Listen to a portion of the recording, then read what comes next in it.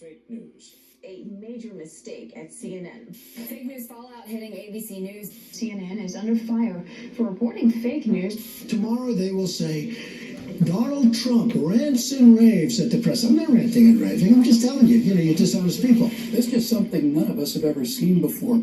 A politician not only willing to take on the press, but to call them out to their face. Time and time again, Donald Trump is not only willing to come right out and say they don't have any clothes on, he actually really seems to enjoy it.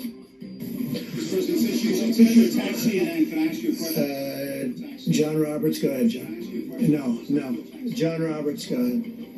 CNN's fake news. I don't take questions from CNN. CNN is fake news. Perhaps his biggest nemesis, CNN reporter Jim Acosta. Now watch how the president not only shuts him down, he gives him a little jab on the way out. You know what? That's not an invasion. Honestly, I think you should let me run the country. You run CNN. Right. And if you did it well, your ratings Let me would be ask much you, better. if I may ask one other question, Mr. President. Here you go. Take that with you. Look, when CNN continually takes a partisan side, its reporting is fake news, pure manipulation. Well, Donald Trump simply won't stand for it. Since you're attacking us, can you give us a question? Mr. President-elect. Go ahead. President-elect, since you are attacking our news organization, can you give us a chance? Your organization, You're attacking our news organization. Your organization, Can you give us a chance to sir. ask a question, sir? Go ahead. Sir, can you state, Mr. President-elect, Go ahead. can you say She's asking a categorically, question. Don't Mr. be rude. President-elect, can you give us a question? Don't be You're rude. attacking us. Can you give us a question? Don't be rude. Can you give us a question? I'm not going to give you a question. Can you state categorically? You are fake news. He's not going to give CNN a shred of respect. Instead of bowing to the reporter, he treats him like an unruly school kid. Sit down, be quiet, you're disrupting the class, and I've had enough of this nonsense. It's almost like President Trump was about to give him a week of detention. Here's what the president had to say in Melbourne, Florida, a few weeks after taking office. When the media lies to people, I will never, ever let them get away with it. I will do whatever I can that they don't get away with it. They have their own agenda, and their agenda is not your agenda. The reason Donald Trump makes so many reporters' heads explode is because, unlike every other Republican politician we've seen since Ronald Reagan, Trump will not simply walk into the media kill box. Now, for their part, the media hates being called out by the president. They regularly get triggered and label the president's fake news monitor as dangerous or irresponsible. In this program, we try not to talk about the president's fake news jabs any more than necessary. They're clearly designed to undermine the reporting of this outlet and others that the president simply doesn't like, no matter how many sources or facts are included. Okay, hold on a second. What? Sources? Facts? Before the president even had time to move into the White House and unpack, Time magazine was tweeting that he had removed the bust of Martin Luther King on his first day in the Oval Office. Now, just because this wasn't true didn't slow them down. This fake news lie spread like wildfire. Here's former press secretary Sean Spicer. Keeps talking about uniting this nation, bringing people together. And then a tweet goes out in a poll report to, a few thousand people, saying that he removed the bust of Martin Luther King. How do you think that goes over? There's a point at which we have a right to go out there and correct the record. They said Martin Luther King's bust was taken out of the Oval Office by me. It's there. What they're saying is that I'm a racist. Then when it was revealed that they were wrong, nobody even talks about it. Exactly. Yes, that's the strategy. Print the fake news on the front page above the fold, and then print the retraction somewhere behind the classified ad section. You get the picture. Time magazine struck again when they photoshopped the president looking down upon a crying little girl who they claimed had been separated from her parents at the border. People across the country are sharing a rather provocative cover from Time magazine. The crying little girl was even turned into a provocative cover by Time magazine. But it turns out she was never separated from her mother. America is founded on the idea of a free press keeping the president honest. How far have we fallen that now we need a free president keeping the press honest? A study by the Media Research Center found that 90% of the media's coverage of President Trump is negative. Just look at this exchange between the president and a PBS reporter trying to paint him as a racist. On the campaign trail, you called yourself a nationalist. Some people saw that as emboldening white nationalists. Now people are also I don't know saying why you that said that. It's such a racist. There are some people that say that now the Republican Party is seen as supporting white nationalists because of your rhetoric. What do you make of that? I don't believe it. I don't know. Why do I have my highest poll numbers ever with African Americans? Why do I have among the highest poll numbers with African Americans? I mean, why do I have my highest poll numbers? That's such a racist question. Honestly, I mean, I know you have it written down and you're going to tell me. Let me tell you, it's a racist question. And Mr. President, you know what the word is? I love our country. I do. But to say that, what you said is so insulting to me. It's a very terrible thing that you said. It was a racist question. Actually, it wasn't really a question at all. It was a simple accusation. But the media immediately turned the tables and accused the president of being rude. Here's CNN's Brooke Baldwin. These women have conducted themselves with the utmost respect. The person who apparently has none, the president. Here's the rule book of the media. They disrespect you, you defend yourself, and then you're accused of disrespecting them. President Trump has an instinct for these rules. He smells a trap and then ambushes the ambushers. Take a look at this. So why not sign the other bills, though, so some of these workers can get paid, the government... You think I should do that? Yeah, do you think I should do that, John? Well, I mean, it's not for me to say what's that. your one-sided reporting? Do you think I should do this? Seriously, John, do you think I should just sign? Well, the argument has been made that you can sign these bills that have nothing to do with border security. Do you think I should just sign?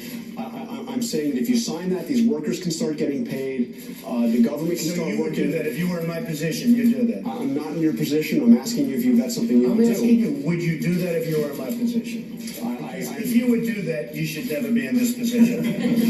Because you'd never get anything done. That is why the press hates Trump so intensely. By turning the question back on the reporter, he makes the other guy stammer through the trap of a question that has no correct answer. It's just genius, it really is. When we come back, we'll look at some of the infamous examples of fake news and watch President Trump take on some of his not-so-favorite reporters.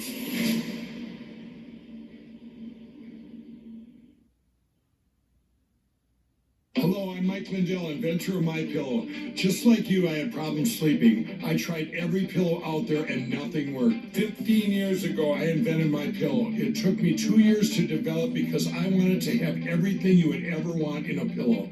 I made sure that you could adjust my patented fill so you could have the exact support you need as an individual, regardless of your sleep position. I also wanted a pillow that would last, so I made MyPillow machine washable and dryable. I back my pillow with a 10-year warranty and a 60-day money-back guarantee. Not only that, I do all my own manufacturing. During the heart of... And eventually, the conversations and the things that I had to say, well, you're dealing, this is the man in charge. The last time that I saw him, and it as every... seemed determined to take down Donald Trump from the day he was elected. Russian collusion became the new mantra of the press. In 2017, ABC's 24-year veteran investigative reporter Brian Ross seemed in a rush to confirm to the world that Trump had colluded with Russia. This is an ABC News special report. Major news in the Russian investigation. Robert Mueller has charged Lieutenant General Michael T. Flynn. When former National Security Advisor Michael Flynn pleaded guilty earlier this week, his indictment claimed he'd been directed by someone on Donald Trump's transition team to reach out to the Russians. And so began the frenzied media hunt to find out who that was. ABC's lead investigative reporter Brian Ross appeared to be the one with the scoop. He's prepared to testify, we are told by a confidant, against President Trump, against members of the Trump family, and others in the White House. He is prepared to testify that President Trump, as a candidate, Donald Trump, directed him to make contact with the Russians, which contradicts all that Donald Trump has said at this point. Wow. A sitting president colluding with the Russians in order to throw an election? If that were true, it would be terrible news for the country, wouldn't it? Breaking news. Oh my God. Oh, breaking news. ABC News' Brian Ross is reporting Michael Flynn promised full cooperation to the Mueller team and is prepared to testify that as a candidate, Donald Trump directed him to make contact with the Russians. Yeah. The nation's electoral system has been fatally compromised. Hooray! Wow. 2 years, $50 million, almost 500 witnesses, and one Mueller report later, it must be heartbreaking for Joy Behar to realize that the 2016 election wasn't stolen by a foreign power. But hey, why let a few hundred pages of factual testimony slow you down? Donald Trump, his son Donald Trump Jr., and others in the Trump Organization, they received an email in September 2016 offering a decryption key and website address for hacked WikiLeaks documents. A major mistake at CNN. We're actually correcting a story that we have been reporting throughout the day today about an email that was sent to the Trump campaign. Oh, thank you, CNN. Thank you so much. You should have been apologizing for the last 2 years.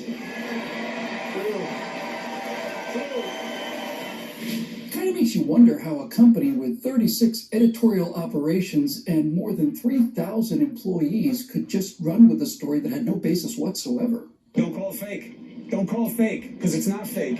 I see being called fake news as the equivalent of the N-word for journalists.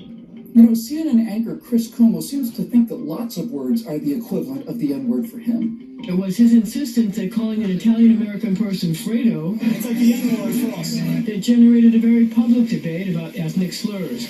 Another fake CNN story alleged that Trump advisor Anthony Scaramucci was under investigation over ties to a Russian investment fund and discussed lifting U.S. sanctions against Moscow in a secret meeting with a fund executive. But there was just one small problem with this story. And yet on Friday, CNN had to apologize to Scaramucci, which they did. They retracted the story completely and admitted it did not meet CNN's editorial standards. Now, it turns out that the little problem concerning the scandalous meeting was that the scandalous meeting didn't happen. I'm old enough to remember a time when reporters fact-checked a story before they published it. Now, of course, the whole Russian collusion story deflated faster than CNN's ratings and credibility, but fake news never dies. It just keeps flinging spaghetti against the wall, hoping that something will stick.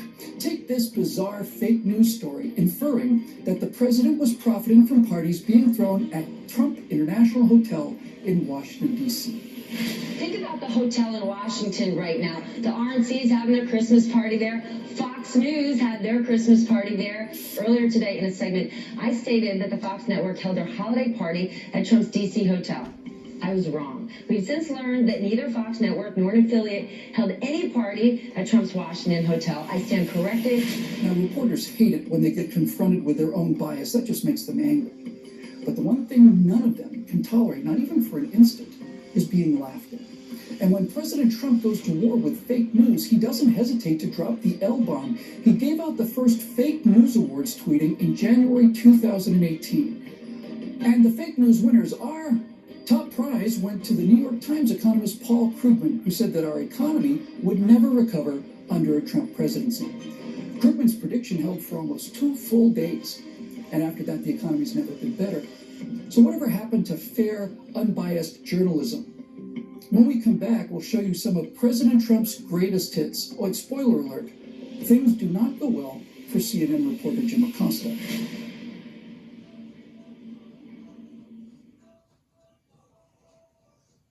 Hello, I'm Mike.